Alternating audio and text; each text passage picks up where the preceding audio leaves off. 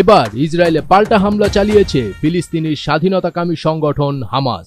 এতে কেঁপে উঠেছে ইসরায়েল।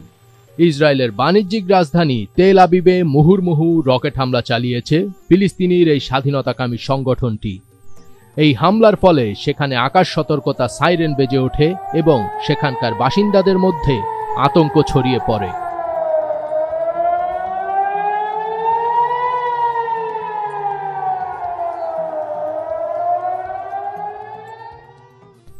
এই হামলায় কি পরিমাণ ক্ষয়ক্ষতি হয়েছে তা এখনো জানা সম্ভব হয়নি।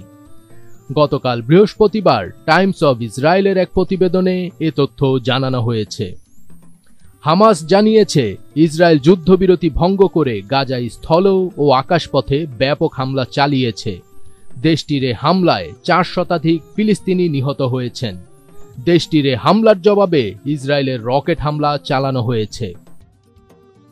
65% পর্যন্ত বিদ্যুৎ সাশ্রয়ী হাইসেন্স এসি, যার ফাস্ট কুলিং মোড দ্রুত ঘর ঠান্ডা করে। হাইসেন্স। ইসরায়েল জানিয়েছে, গাজায় পুনরায় শুরু করা স্থল অভিযান আরও সম্প্রসারিত করতে বুধবার ওই অঞ্চলের উত্তর দক্ষিণের প্রধান যোগাযোগ ব্যবস্থা বন্ধ করে দেওয়া হয়েছে। ইসরায়েলের সেনারা এই যোগাযোগ বন্ধ করে দিয়েছেন। এদিকে গাজার বেসামরিক প্রতিরক্ষা বিভাগ জানিয়েছে, নতুন করে ইসরায়েলি হামলায় গত দুদিনে 974 জন ফিলিস্তিনি নিহত হয়েছেন। তাদের মধ্যে 190 জনেরও বেশি শিশু রয়েছেন। বৃহস্পতিবার সকালের দিকে দেশটির হামলায় আরও 100 ফিলিস্তিনি নিহত হন।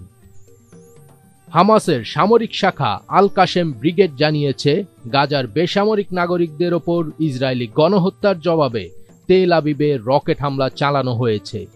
তেল আবিবে M90 রকেটের একটি ব্যারেজ ছোড়া হয়েছে।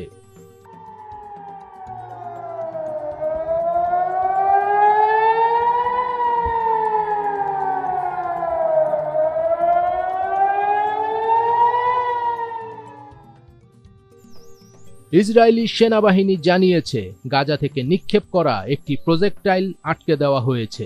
এছাড়া অন্য দুটি প্রজেক্টাইল জনবসতিহীন এলাকায় ফাঁকা জায়গায় পতিত হয়েছে। এর আগে ইয়েমেনের বিদ্রোহী গোষ্ঠী হুথিরা ইসরায়েলে ক্ষেপণাস্ত্র হামলা চালিয়েছে। গোষ্ঠীটির হামলার কারণে ইসরায়েল জুড়ে সাইরেন বেজে উঠেছে।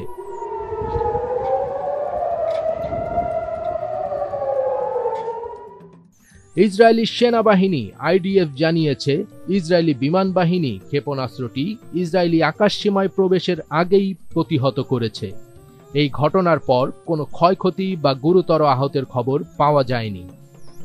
ইয়েমেনের হুতি বিদ্রোহীরা ইসরায়েলের বেন গুরিয়ন বিমানবন্দরের দিকে একটি ব্যালিস্টিক ক্ষেপণাস্ত্র নিক্ষেপ করার দাবি করেছে এবং এই হামলা অব্যাহত রাখার অঙ্গীকারও ব্যক্ত করেছে।